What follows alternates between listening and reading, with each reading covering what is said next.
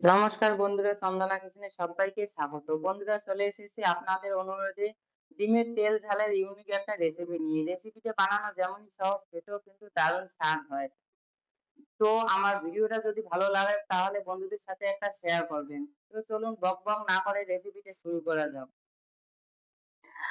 আমি হাতের কাছে হাঁসের ডিম পেয়েছি, তাই আমি হাঁসের ডিম দিয়ে রান্নাটা করব। আপনারা চাইলে মুরগির ডিম বা পোল্ট্রির ডিমও ব্যবহার করতে পারেন। দেখো, আমি হাঁসের ডিম নিয়েছি। হাঁসের ডিমগুলো একটু কালারটা আলাদা, নীলচে নীলচে ভাব আছে, দেখতে কিন্তু খুব সুন্দর লাগছে। তাই আমি হাঁসের ডিম দিয়ে রান্নাটা শুরু করব।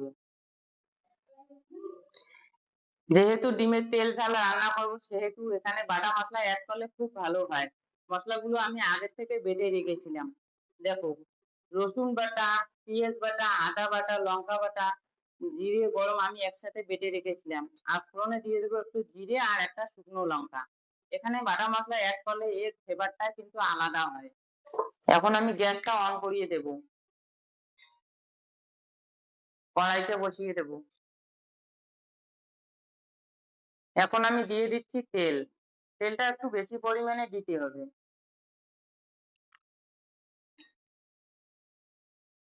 ফোড়নে দিয়ে দেব একটু জিরে আর একটা শুকনো লঙ্কা। এটাই আমি ফোড়নে দিয়ে দেব। মশলাটা একটু লালচে করে নিতে হবে।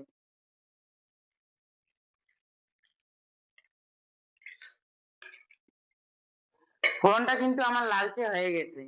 দেখো, এখন আমি একে একে দিয়ে দেব মশলা বাটাটা। দিয়ে দেব পেঁয়াজ বাটা, রসুন বাটা, আদা বাটা, লঙ্কা বাটা। এগুলোকে এখন আমি ভালোভাবে কষিয়ে নেব।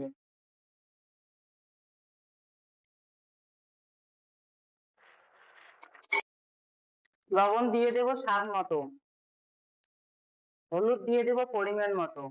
এখন আমি এগুলো সব অ্যাড করে ভালোভাবে কষিয়ে নেব। মশলাটা কিন্তু ভালোভাবে কষা না হলে খেতে কিন্তু ভালো লাগবে না। তাই মশলাটাকে ভালোভাবে কষিয়ে নিতে হবে। একটু জল দিয়ে দিয়ে কষাইতে হবে। মশলাটা হালকা ভাজা হয়েছে, এখন আমি একটু জল দিয়ে কষিয়ে নেব আবার। এর জন্য দিয়ে দেবো অল্প একটু জল। জলটা দিয়ে আরো একটু কষিয়ে নেব।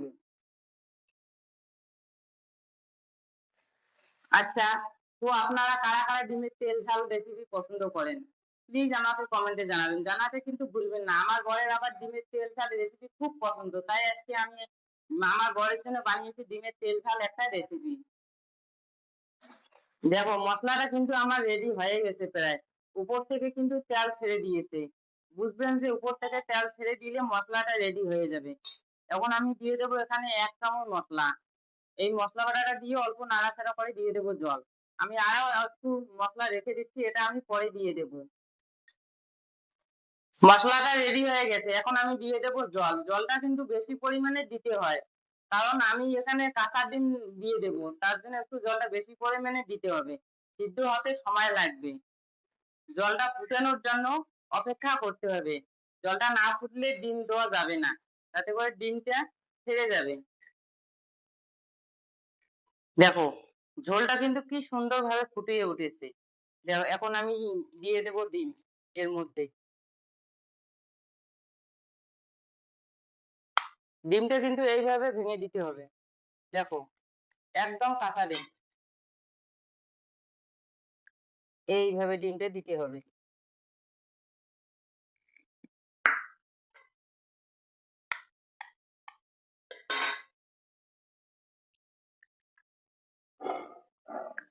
তো ডিমগুলো কিন্তু আমার জলে দেওয়া হয়ে গেছে। এখন আমি ডিমগুলো নাড়বো না, কারণ এখন ডিমগুলো যদি কাল নাড়ি তাহলে ডিমগুলো ভেঙে যাবে, দেখতে ভালো লাগবে না, আর গোটা গোটাও থাকবে না। সেজন্য আমি একটু পরে ডিমটা নাড়বো। দেখো, ডিমটা কিন্তু 1 পিঠ হয়ে গেছে, এখন আমি উল্টিয়ে দেবো আর 1 পিঠ হওয়ার জন্য। দেখো, ডিমটা কি সুন্দর লাগছে না দেখতে। ডিম কিন্তু অন্য অন্য ভাবেও রান্না করা যায়। ডিমটা কিন্তু আমার হালকা হয়ে গেছে। এখন আমি দিয়ে দেব যে 1 চামচ বাটা মশলা রেখেছিলাম, এই মশলাটা এখন আমি দিয়ে দেব। হালকা হাতে কিন্তু ডিমটা নাড়তে হবে। বেশি করে নাড়া যাবে না। বেশি করে নাড়লে ভেঙে যাওয়ার সম্ভাবনা থেকে যায়। এজন্যই আমি হালকা হাতে নেড়ে নেব। তো আমার মতো করে কে ডিম রান্না করে খেয়েছো? প্লিজ আমাকে কমেন্টে জানাবেন। আর যারা খাননি, আমার রান্নাটা দেখে একবার বানিয়ে খান। তারপর কিন্তু আমাকে কমেন্টে জানাবেন। জানাতে কিন্তু ভুলবেন না। অবশ্যই জানাবেন। দেখো ডিমটা কিন্তু গোটা রয়েছে। একদম সিদ্ধ ডিমের মতো দেখতে লাগছে। কিন্তু এরা সিদ্ধ ডিম না। আপনারা তো দেখতেই পারলেন আমি কাঁচা ডিম দিয়েছি। তো রান্নাটা আমার একদম রেডি হয়ে গেছে। এখন আমি নামিয়ে নেব। দেখো কত সুন্দর হয়েছে রান্নাটা। একটু বানিয়ে খেতে ভুলবেন না। অবশ্যই বানিয়ে খাবেন।